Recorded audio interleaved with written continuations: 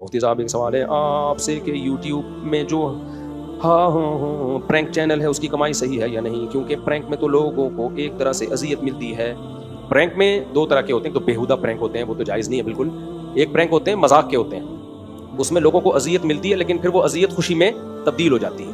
تو وہ اذیت حدیث سے ثابت ہے. نبی صلی اللہ علیہ وسلم نے ایک بوڑھی صحابی آئیں، کہنے لگی یا رسول اللہ کیا میں جنت میں جاؤں گی؟ آپ نے فرمایا بڈھیاں جنت میں نہیں جائیں گی. وہ بیچاری رونے لگی، اتنی ٹینشن میں آ گئی. پھر آپ نے فرمایا جوان ہو کے جائیں گی.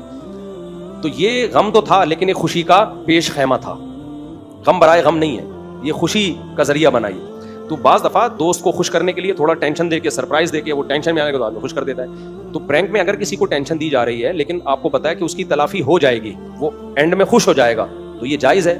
لیکن بعض پرینکر اس میں بہت مبالغہ آرائی کرتے ہیں، اتنی زیادہ ٹینشن دے دیتے ہیں کہ وہ پھر ہمارے سامنے وہ ٹینشن نہیں آ رہی ہوتی، ہمارے سامنے تو وہ کٹ کر کے وہ لا رہے ہوتے ہیں جس نے ان کو خوش ہو گیا ہوتا ہے. بہت سے ایسے ہوتے ہیں چپیڑ مار کے بھاگتے ہیں اور ناراض ہو جاتے ہیں، وہ ہمارے سامنے یہ لوگ لاتے نہیں ہیں.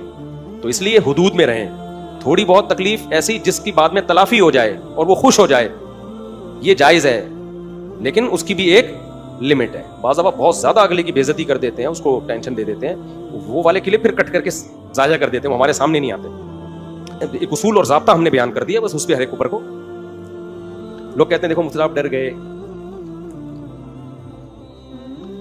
بہادری کا اگر دین کو کوئی فائدہ ہو تو پھر وہ بہادری دکھانی چاہیے. دین کو فائدہ ہو رہا ہے آپ کے جیل جانے سے، جاؤ. آپ کے قتل ہونے سے دین کو فائدہ ہو، لٹک جاؤ.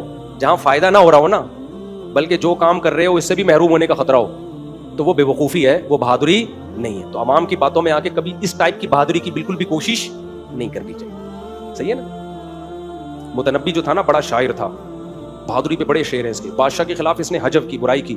بادشاہ نے قتل کے آرڈر دیے، بندے آئے اس کے پیچھے مارنے کے لیے، بھاگ گیا.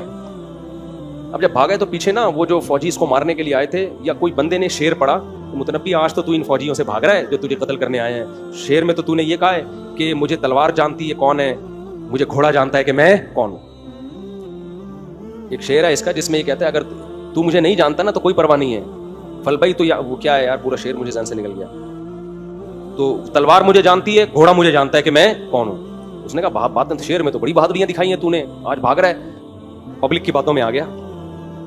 صحیح ہے نا؟ اس نے بولا نہیں بھاگوں گا. واپس پلٹا، وہ اتنے لوگ تھے انہوں نے مار دیا اس کو. ریگستان میں اس کی لاش بھی نہیں ملی، پتہ نہیں کہاں گیا وہ بیچارہ. تو بھاگنا ہی بہتر تھا. ٹھیک ہے نا؟ تم نے بادشاہ کے ساتھ پنگا لیا ہے، اور اب پتلی گلی سے جیسے ہم گھنٹی بجا کے فوراً بھاگتے تھے، گھنٹی بجانا بھی غلط تھا لیکن بجا کے وہاں کھڑا رہنا اور زیادہ غلط تھا. گھنٹی بجانا بھی غلط ہے لیکن یہ اور زیادہ غلط ہے کہ بجاؤ بھی اور پھر وہاں کھڑے بھی رہو. اس لیے بھائی تو میں کبھی بھی وہ والی بہادری نہیں کرتا جس کا اسلام کو کوئی فائدہ نہیں ہے. ہاں وہ بہادری جس کا اسلام کو فائدہ ہے، وہ والی بہادری کے قصے بھی ہمارے پاس ہیں، کبھی چھاؤں میں ملیں گے تو ہم آپ کو بتائیں. یہ بے وقوفوں والی بہادری ہم نہیں کرتے.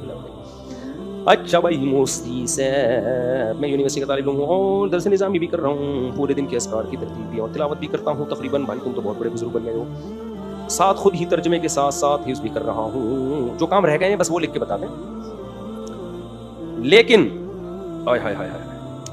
تنہائی کے گناہ نہیں چھوٹ رہے. ہر بار توبہ کرتا ہوں پھر ہو جاتی ہے. بار بار توبہ کریں، کسی شیخ سے اصلاحی تعلق قائم کریں. حضرت فیروز میمن صاحب سے بیعت ہو جائیں جا کے، سمجھ رہے ہو؟ جس سے بے حیائی والے گناہ نہیں چھوٹ رہے، سب سے بہترین آپشن اس کے پاس حضرت فیروز میمن صاحب سے بیعت ہو جائے. انشاءاللہ اس کا باپ بھی چھوڑے گا گناہ انشاءاللہ. لیکن تمیز سے بیعت ہو، اپنے آپ کو مکمل حوالے کرے، آدھا آدھا کام نہ کرے. یہ آج کل کمبخت بیعت بھی ہو کے شیخ کو خود ہی سمجھانا شروع کر دیتے ہیں. صحیح ہے نا کہ آپ یوں کریں، آپ یوں نہ کریں.